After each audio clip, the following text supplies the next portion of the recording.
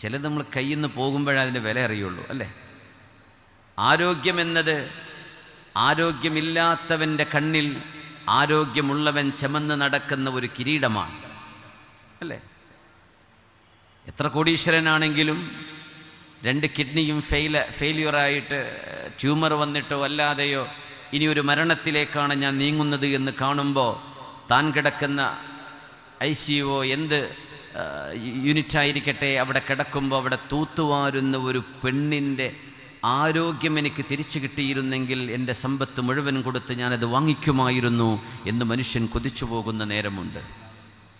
മുസ്ലിമായി ജീവിക്കുമ്പോൾ നമ്മൾ അനുഭവിക്കുന്ന ആത്മസംതൃപ്തിയും നിർവൃതിയും ഒരുപക്ഷെ വഴിതെറ്റി കുറച്ച് ദൂരം അങ്ങ് പോകുമ്പോഴായിരിക്കും തിരിച്ചറിയുക, ഞാൻ was in A better life before.